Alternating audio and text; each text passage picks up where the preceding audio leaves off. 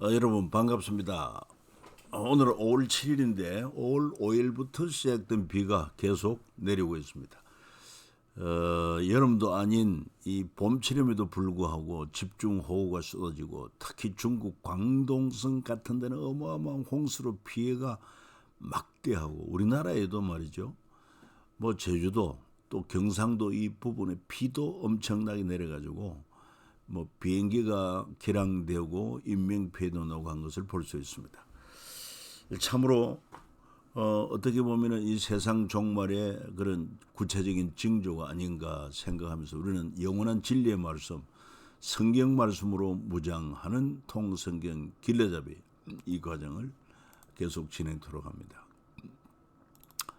자, 오늘은 중간사 400년 마지막 로마 제국과 중간사가 되겠고 여기 헤롯 왕조가 중심이 됩니다. 35개에서는 율리우스 카이사르 이전 로마, 그리고 로마의 통치와 헤롯 왕조, 예수님과 가이사, 신약시대 로마 총독들 이런 내용을 살펴보게 됩니다. 시간, 공간, 주요 인물, 특별히 공간은 로마, 유대, 주요 인물은 율리우스 카이사르, 옥타비아누스, 안티파트, 대헤롯 이해하면 도움이 되겠습니다. 자, 이 로마의 탄생은 어떻게 시작되었느냐? 주전 8세기, 주전 8세기라면은 성경에 나오는 뭐 이사야, 미가, 아모스 이런 선지자들이 활동할 때다 하는 것을 여러분 기억하면 도움이 되겠습니다. 로물루스와 레무스 이 쌍둥이가 사실은 굉장히 유명한 가문이었는데 서로 이렇게 정적 관계가 되어가지고 그 가문이 멸문지화를 당하는 과정 속에서 가까스로 이 쌍둥이 형제를 뭐 바구니에 담아서 강에 띄웠는데 마치 숲에 도착하게 되고 마치 모세가 그 나일강에서 바로의 애국 공주가 건져서 젖을 뭡니까 키운 것처럼 그래서 그때 사람은 아니고 늑대가 그 두 쌍둥이를 보고 젖을 먹여서 키웠다는 그런 전설이 있고 그 이후에 로물루스가 레무스를 살해하고 실권을 장악했다. 이래서 로마가 시작되었다고 합니다. 로마라 말은 바로 로물루스라는 이름에서 나왔다고 하는데 로물루스라는 말의 뜻이 로마의 사람이라는 이런 이름을 가지고 있다고 합니다. 그래서 로마가 초기 300년은 왕정 시대로 왕과 원로원 시민 이런 체제로 구성이 되었다고 합니다. 그러다 보니까 왕의 독재가 있고 하니 그 후 공화정으로 이렇게 체제가 바뀌어서 정치 체제가 바뀌고 500년 지속했는데 공화정은 왕이 아닌 300명의 원로원과 그 다음에 시민회의 여기에 같이 서로 만나서 정책을 논의하고 그래서 합의점을 찾아서 거기에서 이제 법을 만들게 되고 그 법을 시행함으로 말미암아 이렇게 공화정을 유지해 왔다고 합니다. 그 다음에 우리가 로마 제국에 있어서 기억해야 될 만한 중요한 사건은 포에니 전쟁입니다. 포에니 전쟁은 로마와 북아프리카에 있는 카르타고라는 나라, 로마 카르타고의 전쟁인데 3차에 걸쳐서 120년간 전쟁을 했습니다. 특히 포에니란 말은 로마 말로 페니키아 이렇게 불렀습니다. 자, 1차 포에니 전쟁에서 로마가 승리합니다. 약 23년 동안 끌어오던 전쟁에서 로마가 승리하고 2차는 카르타고의 한니발이 전쟁을 로마를 향해 전쟁을 선포하고 로마에는 스키피오가 장군으로서 서로 싸움을 했지만 결국은 로마가 승리하게 됩니다. 그 전쟁 기간만 해도 약 한 10년 동안. 그런데 이 한니발 장군도 아주 유명한 장군이라고 하지 않습니까? 때로는 코끼리 부대를 동원해가지고 전투에 참여시키고 그래서 로마도 한니발 때문에 상당한 타격을 받고 했습니다. 그런데 결국은 10여 년 전쟁 끝에 로마가 승리하게 되고 3차 포이니 전쟁에서 확실하게 이제 로마가 승리합니다. 그때가 BC 146년. 이러므로 말미암아 막대한 부를 누리게 되고 지중해 모든 해상권을 장악하고 그래서 로마 대제국 건설의 기초가 되었다 이렇게 말합니다. 로마는 사실 그때까지만 해도 함선이 없었다고 합니다. 그러나 이 포에니 전쟁을 치르면서 카르타고를 점령하고는 엄청난 함대를 가지게 되고 이 지중해를 마치 로마의 정원이라고 할 만큼 정원의 호수라고 할 만큼 거대한 로마 제국이 건설되게 되었다. 그래서 유대는 바벨론에 이어서 페르시아, 그 다음에 또 헬라 제국에 이어 잠시 하스몬 왕조 80년 유지하다가 다시 로마 제국의 지배를 받게 되는데 신약 성경 마태복음에서부터 요한계시록까지 전체가 로마 제국의 통치 아래 있었다 하는 그 배경을 이해하면 도움이 됩니다. 그래서 우리가 이런 로마 제국과 중간서를 잘 이해할 때 신약 성경을 이해하는 도움이 된다. 카르타고라는 나라는 BC 814년경 페니키아의 대표 도시국가 두로가 세운 식민지 아프리카 북쪽 해안에 위치해 있고 BC 3세기 서지중해 무역으로 큰 번영을 누렸고 120년간 시칠리아 지배권을 놓고 벌인 포에니 전쟁에 패배함으로 카르타고는 역사 가운데 사라지고 말았다 하는 것입니다.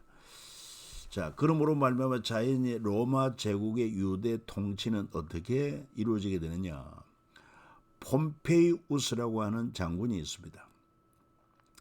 BC 63년경에 유대 내부 싸움을 중재하는 명목으로 예루살렘을 침략하는데 사실은 유대 내부 싸움이 뭡니까? 바로 살로메 알렉산드라의 그 여왕의 두 아들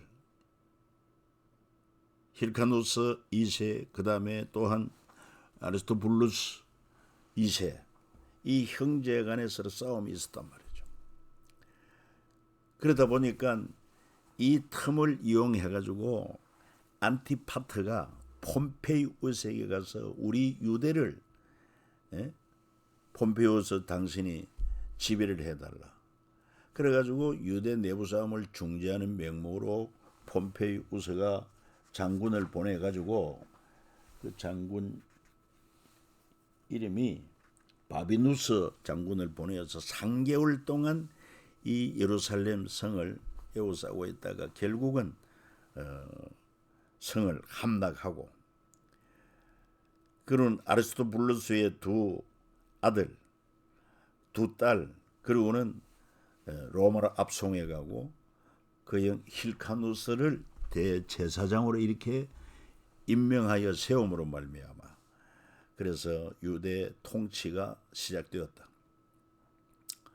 그리고 대제국 로마가 되는데 포에니 전쟁에서 아프리카를 점령하고 폼페이우스는 오리엔트 세계를 점령하고 또 카이사르는 서유럽을 정복함으로 말미암아 이 지중해를 완전히 지중해 중심으로 대제국을 형성하게 되었다. 그리고 대제국이 된 로마의 운영 방식에 대한 의견으로 원로원 중심이 되어야 한다. 이거는 시세로 또는 키케로를 대표하는 원로원 이원들이고 아니다. 이 큰 제국을 운영하기 위해서는 황제 제도가 돼야 된다. 제정 그러니까 황제가 통치하는 제정 이거는 율리우스 카이사르가 주장한 것입니다. 그러면은 율리우스 카이사르는 어떤 인물이냐? 성경에는 가이사라고도 나오지만은 또 다른 말로는 줄리어스 시저라고 말합니다. BC 100년에 탄생을 합니다. BC 100년에. 그리고 40세에 로마의 핵으로 부상했고 갈리아 겔트를 점령한 장군이었습니다.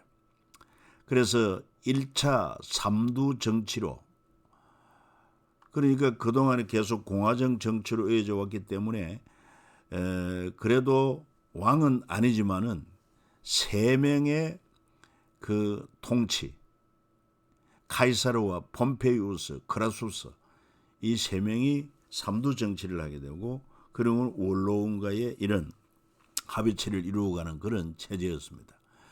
원로원이 폼페이우스를 설득하여 카이사르와 적이 되게 합니다. 그때 적이 되게 하고 원로원에서는 카이사에게 군대 포기하고 해산하고 로마로 돌아오라고 했을 때 카이사르가 눈치를 채고는 루비콘 강을 건너서 로마를 장악합니다. 그때 유명한 말이 주사위는 던져졌다. 삼두 정치도 끝내고 이제 재정 정치를 이루어가는, 그런 황제 정치를 이루어가는 시대가 열렸다. 그렇게 선포하고 2년여 내전이 일어납니다. 결국은 카이사르가 승리하게 되고 종신 독재관이 되죠. 그리고 56세에 암살을 당합니다. 이후에 나중에 나옵니다. 그리고 카이사르가 남긴 것은 내 후계자는 옥타비아누스다. 옥타비아누스, 여기서 이름은 잘 기억해야 됩니다. 옥타비아누스다. 그리고 그는 로마 경영 청사진을 제시를 했습니다. 그거 바로 뭐냐면은 이 황제가 통치하는 재정이 되어야 한다.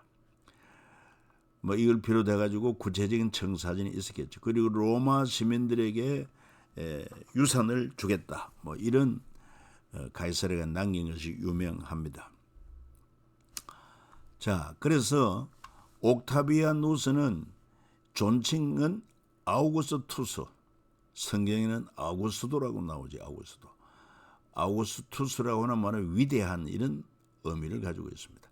로마 시민들이 카이사르 암살범들을 아버지를 죽인 자로 생각하게 만들고, 카이사르 암살과 자신이 카이사르의 후계자임을 이용해서 옥타비아누스의 정치적 입지를 확보하게 됩니다. 그러면서 2차 삼두 정치를 펼치는데 옥타비아누스 자신과 그 다음에 안토니우스, 레피두스 세 사람이 삼두 정치를 이어갑니다. 그런데 결국은 또 태양은 하나지 둘이 있을 수 없다는 그런 말이 있다시피 옥타비아누스가 안토니우스와 이집트 왕 클레오파트라 한 팀이 된 이 군대를 악티움 해전에서 격파를 함으로 말미암아 드디어 옥타비아누스가 일대 로마 황제가 됩니다. 그러니까 황제가 통치하는 재정, 진정한 로마 제국의 황제가 되었다 말이죠. 신약 성경에는 가이사 아우구스도 그랬는데 학명으로는 카이사르 아우구스투스, 즉 로마의 초대 황제 옥타비아누스를 말하고 있습니다. 이 가이사 아우구스도가 다시 말해서 초대 황제 옥타비아누스가 누가복음 2장 1절에 보면은 모든 사람은 각기 고향에 가서 호적을 하라.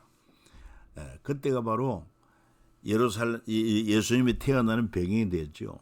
그래서 요셉과 마리아도 고향으로 돌아가서 호적하기 위하여 베들레헴에 올라갔다. 거기서 예수님이 탄생하게 된 것이다 하는 것입니다. 자, 그 다음에 또 대헤롯에 대해서도 우리가 이해를 해야 되겠어요. 어떤 인물인가? 왜 로마는 유대의 분봉왕으로 헤롯을 선택했는가? 자, 로마가 이제 제국이 되어서 유대의 지역을 살필 때 이 독특한 그런 특성을 가지고 있는 유대를 알게 됩니다. 유일신 여호와 하나님의 신앙을 가지고 헬라 제국의 헬레니즘에 저항하며 그들의 히브리 사상, 헤브라이즘이라고 합니다. 끝까지 지킨 것을 간파를 합니다. 그러니까 헬라 제국 때 그 헬레니즘을 저항하지 않습니까? 왜냐하면은 헬라 제국 때 성전을 모독하고 그 다음에 우상 제물을 또 제사를 드리고 제물을 먹게 하고 이것 때문에 유대 마카비 혁명이 일어나고 하스몬 왕조가 일어나게 된 것을 알게 된 겁니다. 그래서 철저하게 저들의 헤브라임 사상은 인정을 해주자. 그래서 로마는 식민지를 통치하는 분봉왕을 세워서 정치와 군사를 통치하게 하고 종교는 대제사장에 맡겨서 역할을 분담시킵니다. 그래서 이 폼페이우스 때 바로 하스몬 왕조의 마지막 힐카누스 2세하고 아리스토블루스 2세가 6년 동안 내전을 벌이고 있을 때 그것을 해결하기 위한 명목으로 예루살렘을 침략해가지고는 결국은 이 힐카누스 2세를 대제사장으로 세우고는 그 다음에 아리스토블루스 그 두 딸을 데리고 로마를 압송했다는 것 아닙니까?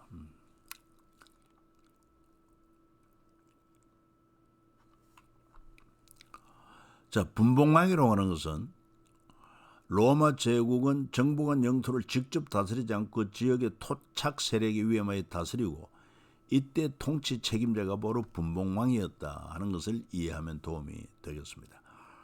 그래서 이후에는 물론 이제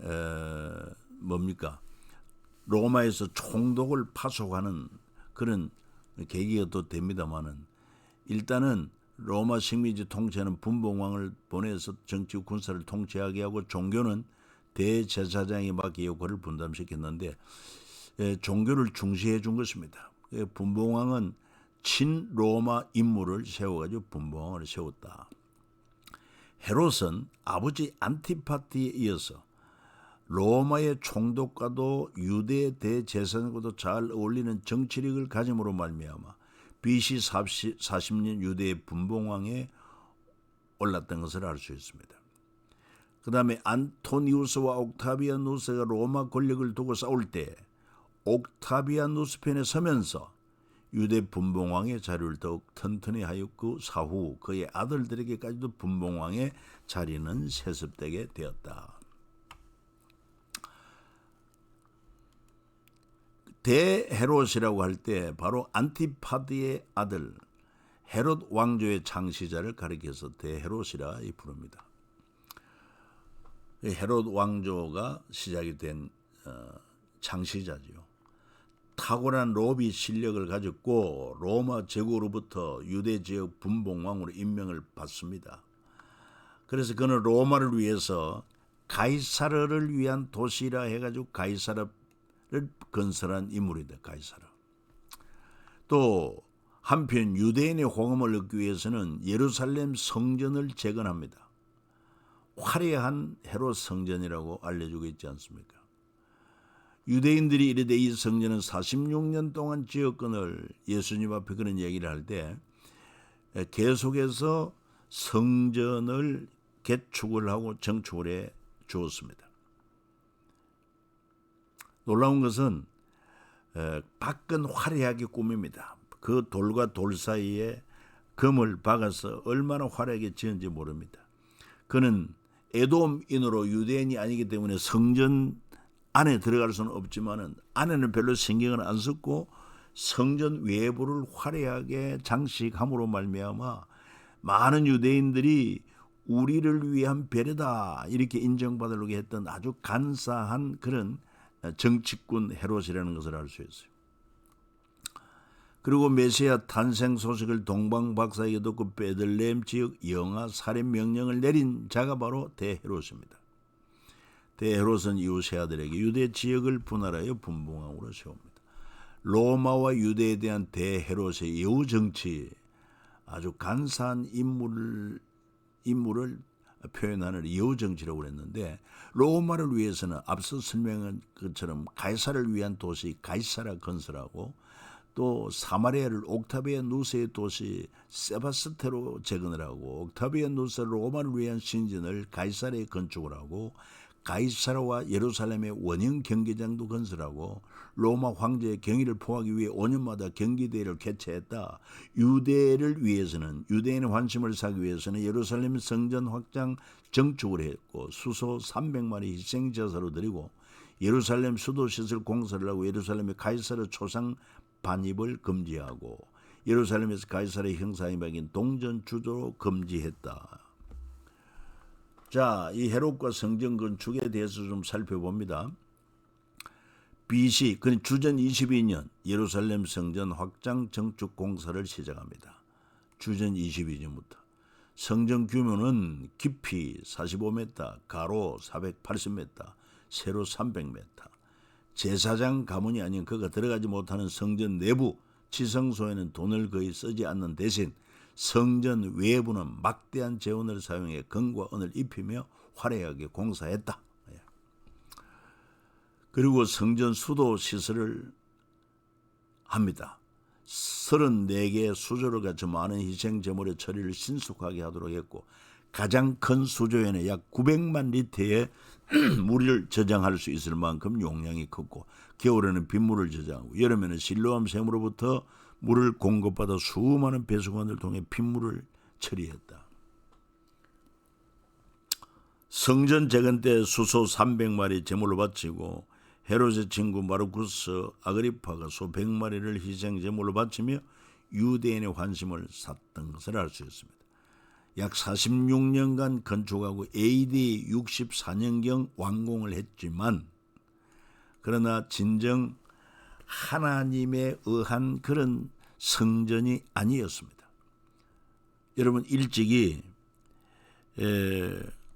모세 때는 성막을 건축하러 갈 때에 하나님이 직접 지시하셨고 그리고 또한 설계도를 주셨습니다. 솔로몬 성전도 하나님께서 다윗에게 직접 설계도를 주셨고 하나님 뜻대로 완공이 되었습니다. 그 다음에 스룹바벨 성전도 역시 이제 포로 70년이 끝나고 돌아와서 스룹바벨에 의해서 성전이 건축되었지만 이 스룹바벨 성전을 이제 너무 보기에 초라하다 이래가지고 헤롯이 유대인들의 환심을 사기 위해서 그걸 정축, 개축 이렇게 해서 거대하게 만들고 그 다음에 뭐 벽돌 위에 또 금을 넣고 이렇게 해서 성전을 만든 것은 결코 하나님의 뜻과는 무관하다는 것을 알 수 있습니다. 드디어 예수님께서 말씀하시면 네가 이 큰 건물들을 보느냐. 헤롯 성전이죠. 돌 하나도 돌 위에 남지 않고 다 무너뜨려지리라. 그렇게 말씀하신 것을 알죠. 하나님의 뜻이 아니고 결국은 참 성전 대신 예수님이 오심으로 말미암아 사람 손으로 인위적으로 만든 성전은 허물어질 것이다. 그래서 사실은 주 70년 로마 타이투스 장군에 의해서 예루살렘이 침략을 받아 이 성전의 금을 떼가기 위해서 돌 위에 돌을 다 제거하고 금을 떼가는 바람에 말씀 그대로 성체가 되었던 것도 알 수 있습니다. 헤롯 가문은 티베리우스라고 그러죠. 황제가 통치한 지 15대고 본디오 빌라도가 유대 총독으로 헤롯이 갈릴리 분봉왕으로 그 동생 빌립이 이두레와 들어가온 이 지방의 분봉왕으로 이렇게 누가복음 3장 1절에 설명되고 있는데 그래서 헤롯 왕의 세 아들 헤롯 아켈라오는 유대 지역을 그 다음에 헤롯 안티파스는 갈릴리와 베레아 지역을 그래서 예수님 공생의 3년간 가장 큰 관련이 있는 인물이었고 그 다음에 헤롯 빌립은 갈릴리 호수 동부와 남동부 빌립보를 세운 인물이다. 그러니까 헤롯의 세 아들 헤롯 아켈라오, 헤롯 안티파스, 헤롯 빌립 이렇게 기억하면 도움이 되겠습니다. 자, 그리고 헤롯 아그리파 1세 로마에서 자란 아그리파는 칼리굴라와 친분으로 빌립 2세 사후 분봉왕으로 임명되고 그 이후 안티파스가 쫓겨나고 그 땅까지 다스립니다. 그러니까 갈릴리 지역을 다 다스리고 사도행전 12장에 나온 헤롯으로 야고보를 처형한 인물이 헤롯 아그리파 1세다. 그 다음에 헤롯 아그리파 2세는 아그리파 1세의 아들로서 헤롯 가문의 마지막 왕이 헤롯 아그리파 2세였습니다. 주 70년경 예루살렘 멸망 후 로마에서 살다가 죽음으로 말미암아 헤롯 왕가가 종말을 구하게 됩니다. 이 헤롯 아그리파 2세에 관련한 성경의 말씀은 바울이 그랬습니다. 아그리파 왕이여 선지자를 믿으시나이까? 믿으시는 줄 아나이다. 아그리파가 바울에게 이르되 네가 적은 말로 나를 권하여 그리스도인이 되게 하려 하는 또 다른 인물이 바로 아그리파 2세다 하는 것이죠. 자, 그리고 예수님의 탄생과 로마 제국의 세금 정책에 대해서 간단하게 요약을 하면은, 로마는 세금 징수를 위한 인구 조사로 위에서 천하로 다 호적하라고 이 가이사 아우구스도가 명을 내린 것을 알고 있죠. 세금 징수를 위한 유대인을 활용하는데, 그래서 세리마테, 세리사개오 등이 나오는 것을 알 수 있습니다. 가이사의 것은 가이사에게, 하나님의 것은 하나님께. 왜 이 말이 나오게 되었냐면 그 당시 로마의 황제 가이사의 통치 아래 있었기 때문에, 그래서 가이사에게 바칠 세금은 로마에게 세금을 낼 것은 내고, 하나님의 것은 하나님께 11조 같은 것은, 그리고 또한 11조와 각종 헌물, 하나님께 드릴 것은 하나님께 드려야 된다. 그리고 또 주님 말씀은 나와 너를 위하여 세금을 주라, 성전세. 왜 이런 말씀의 배경은 바로 로마 제국의 세금 정책을 이해해야 바르게 이해될 수 있다는 것이죠. 자, 호적 로마 제국 황제 옥타비아누스, 성경 가이사 아구스도는 제국의 통치받는 모든 사람들에게 고향으로 돌아가 호적하라고 명령했다. 인구를 정확히 파악하여 각 사람에게 빠짐없이 세금을 징수하기 위함이다 하는 것입니다. 그리고 참고로 로마 세금은 직접세, 로마 관리를 통해 직접 거두는 토지세, 인두세가 있고, 이 정기적인 인구 조사가 필요했습니다. 간접세는 바로 세리를 통해서, 그러니까 세금 징수를 유대인 활용, 세리를 통해서 관세, 통행세, 판매에 따른 세금 등 이런 것을 거두게 했다는 것을 이해하면 되겠습니다. 여러분, 긴 시간 수고 많았습니다.